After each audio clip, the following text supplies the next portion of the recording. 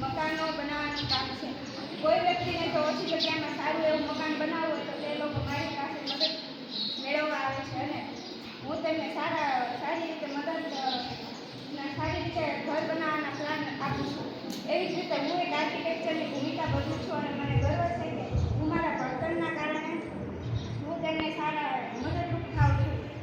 મને એવી જ રીતે હું મારા શિક્ષકોનો આભાર માનું છું કે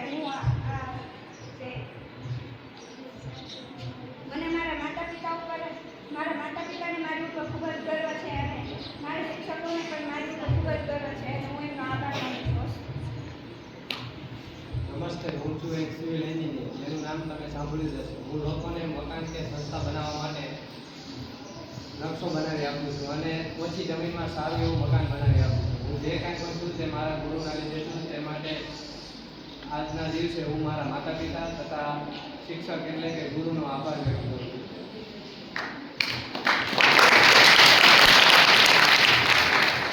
નમસ્તે, હું છું કડિયો. જ્યારે મારા ભણવાના દિવસો હતા ત્યારે મને ભણાવવામાં ના આવ્યું, જેના કારણે મારે મજૂરી કામ કરવું પડ્યું.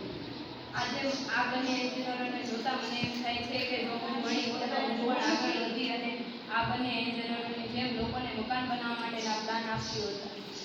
આજે મને મારા ગુરુ બહુ જ યાદ આવે છે. હું તો ન માની, પણ તમે તમારા ગુરુ જે કાંઈ કરે, જે કાંઈ સમજાવે એ સમજીને આગળ વધશો, નકર તમારે પણ મારા જેમ મજૂરી કરવાના દિવસો આવશે.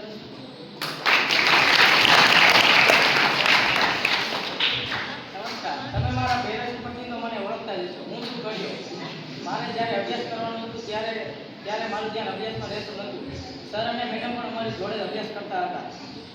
અમારે ગમે તેટલો તડકો અને ગરમી વેઠીને પણ અમારે મજૂરી કરવી પડે છે. અમે જ્યારે અભ્યાસ કરતા હતા ત્યારે ધ્યાન અમારું અભ્યાસમાં રહેતું નહોતું. એટલે અમે તમને કહીએ છીએ કે તમે અભ્યાસમાં ધ્યાન દો, ભણો અને આગળ વધો. એટલે નકર તમારે પણ અમારી જેમ મજૂરી કરવી પડશે. અસ્તુ જય જય.